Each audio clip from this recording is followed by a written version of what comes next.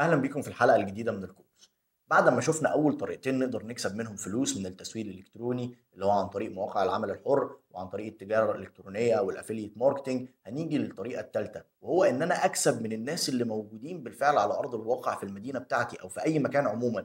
طب إزاي؟ يعني أصحاب المطاعم، أصحاب الكافيهات، دكاترة الأسنان، أي مشروع موجود على أرض الواقع بيحتاج تسويق إلكتروني.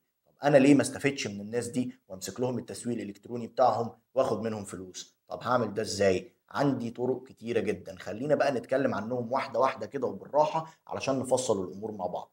رقم واحد، انت عندك كميه جروبات على فيسبوك، هتلاقي مثلا جروبات للمطاعم، هتلاقي جروبات للجرافيك ديزاينرز، هتلاقي جروبات للتسويق على السوشيال ميديا، هتلاقي جروبات لكل حاجة موجودة في بلد، هتلاقي جروبات لأطباء الأسنان، هتلاقي جروبات لأهل البلد اللي انت عايش فيها أصلا. انت ممكن تخش في الجروبات دي وتنزل بوست ان انت سوشيال ميديا ماركتير او ان انت شخص بيشتغل في التسويق الالكتروني وان انت تقدر تقدم الخدمات واحد واثنين وثلاثة واربعة، وهتلاقي ناس بتكلمك ومحتاجة منك الخدمات دي. يبقى اول طريقة عن طريق الجروبات على فيسبوك. طيب، رقم 2، ان انا اخش على الميتا ادز لايبراري. ايه هي الميتا ادز لايبراري؟ لو انت فاهم تسويق الكتروني كويس هتعرف دي ايه. الميتا ادز لايبراري هو المكان اللي فيسبوك بيخليك تشوف فيه اعلانات المنافسين بتوعك. بس زي ما بتشوف فيه اعلانات المنافسين، ممكن ان انا اخش اشوف المطاعم اللي عامله اعلانات على فيسبوك اصلا. طيب بعد ما اشوف المطاعم او الكافيهات او دكاتره الاسنان اللي عامله اعلانات على فيسبوك، هخش على الصفحات بتاعتهم وابتدي ان انا احلل الصفحات دي واشوف ايه اللي فيها تمام وايه اللي فيها محتاج يتظبط وايه اللي فيها محتاج يتعدل.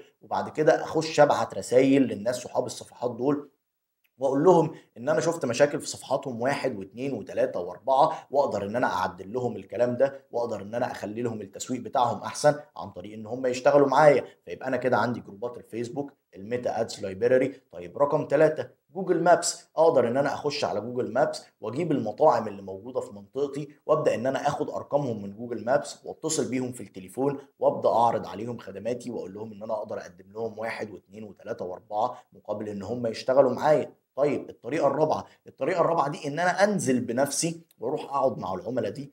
اخش المطعم بكل بساطه، مساء الخير، المدير موجود؟ فين المدير؟ فالمدير في كذا بيجي لك، اهلا بحضرتك، انا فلان الفلاني بقدم واحد اتنين تلاته اربعه، اشتغلت مع فلان وفلان، او ممكن اوري حضرتك امثله من شغلي على الموبايل، او ممكن اديله ورقه مطبوعه. فالمهم ان انا ممكن انزل واقعد مع الناس دي واقنعهم بشغلي واخليهم يشتغلوا معايا واكسب منهم فلوس. ففي طرق كتيره جدا اقدر ان انا اكسب منها من العملاء دي، زي ما قلت لك: جروبات الفيسبوك، الميتا ادز لايبراري، الجوجل مابس، ان انا انزل اقعد مع العميل بنفسي واقنعه بالحاجه اللي انا بقدمها، ان انا ابعت لهم على واتساب الخدمات اللي انا قدمتها قبل كده وابعت لهم امثله من شغلي بتاع قبل كده، ان انا انزل اصلا واقدم لهم خدمه مجانيه، زي مثلا ان انا اقدم لهم 5 تصميمات مجانا. ممكن ال5 تصميمات دول تعملهم على كانفا، بس مهم قوي ان هم يكون شكلهم حلو، مهم ان دي تكون احسن تصميمات انت ممكن تعملها، علشان لو التصميمات دي عجبت العميل ممكن يقتنع بيك ويشتغل معاك. ممكن انزل اعرض عليه ان انا اعمل له حمله اعلانيه وما اخدش فيها فلوس، مقابل ان هو يشوف النتائج اللي انا بعرف اجيبها والنتائج اللي انا بعرف اقدمها فيشتغل معايا بعد كده.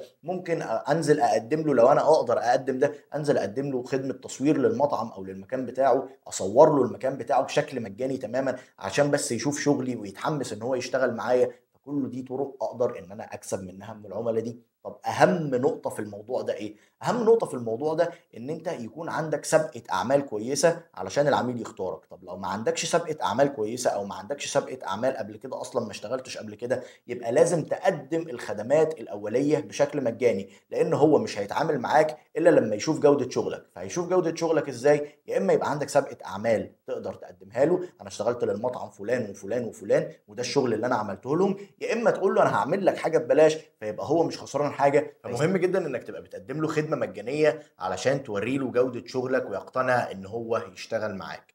بكده تكون عرفت ازاي تشتغل على مواقع العمل الحر، ازاي تعمل تجارة إلكترونية عن طريق الافيليت ماركتينج، وايه هي اهم او احسن الطرق اللي ممكن تقعد بيها مع العملاء او توصل بيها للعميل اللي في المدينة بتاعتك وتقنعه يشتغل معاك. وخد بالك ما تقفلش دماغك على حاجة معينة. الطريقة اللي احنا قلنا عليها اللي ممكن تكسب بيها عملاء موجودين في مدينتك هي نفس الطريقة اللي ممكن توصل بيها الناس في الخليج، وممكن توصل بيها الناس بقى سواء سعودية، امارات، كويت، بحرين. كل دول ناس انت تقدر توصل لهم عن طريق نفس الكلام. طب ازاي؟ علشان الناس اللي هتقول لا ده مش منطقي.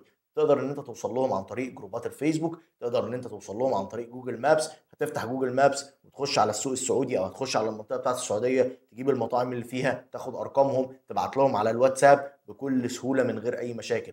هتفتح الميتا ادز لايبراري وتحدد المدينه السعوديه، تشوف المطاعم اللي عامله اعلانات وتخش تبعت لهم رسائل على الفيسبوك عادي جدا.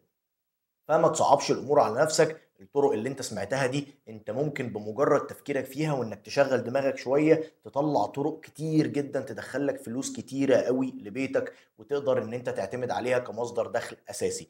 تابعنا بقى في الحلقه الجايه علشان هبتدي اقول لك على اهم الادوات اللي هتساعدك في رحلتك ايا كان الطريق اللي انت هتختار ان انت تشتغل فيه علشان تكسب منه فلوس. واشوفكم الحلقه الجايه.